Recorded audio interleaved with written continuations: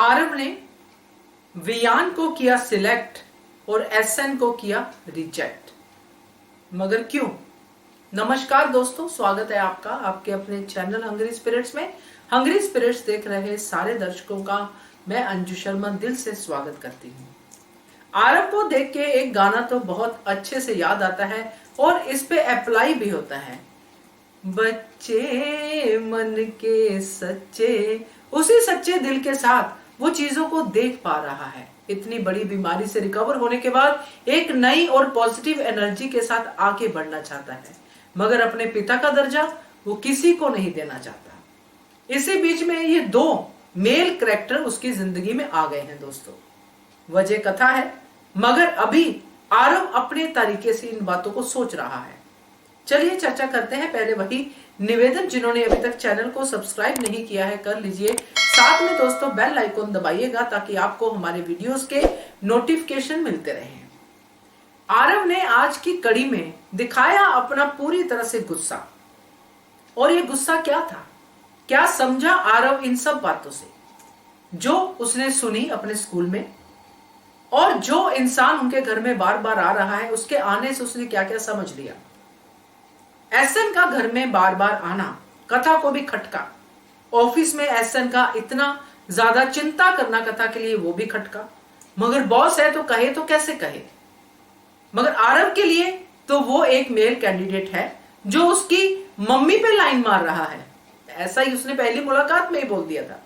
मगर अब जब स्कूल में बातें हो रही हैं और आरव ने वियान को देखा भी नहीं है तो उसने यही समझ लिया कि यही है मेरा पापा बनने की कोशिश करने वाला इंसान। इसलिए उसने कराटे क्लासेस ज्वाइन कर ली कि मैं इसको पीटूंगा। ये है बच्चे मन के सच्चे, क्योंकि उसके मन में अपनी माँ के लिए बहुत केयर है। वो नहीं चाहता कि मेरी माँ की जिंदगी में मेरे अलावा कोई और आए। और यही बात कथा ने कही एसएन को कि वो बहुत पॉजिटिव है, और क्लियरली कथा ने अपनी इंटेंशन बता दी कि दोस्त बन के आइए, मगर कोई और दिमाग में बात मत रखिए। इस तरफ एसएन का ये हाल हो गया है दोस्तों, क्योंकि एसएन कहीं ना कहीं कथा को पसंद करना शुरू कर चुका है, मगर अभी वो दोस्ती के लेवल तक ही बातें कर पा रहा है। मगर दर्शकों को ये बात क्लियरली दिख रही है कि कैसे एसएन कथा के नजदीक होने की कोशिश कर रहा है।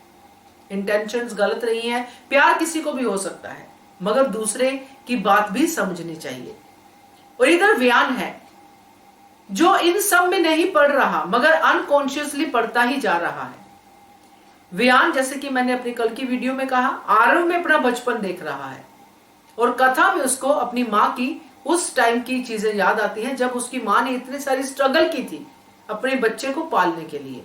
इसलिए जो रिश्ता उस काली रात के बाद नफरत में बदला था वो अब रिस्पेक्ट में बदल रहा है। इसलिए आरव को जब वो अपनी जगह पे देखता है तो हमेशा आरव के लिए सोचता हुआ, उसकी चिंता करता हुआ नजर आता है।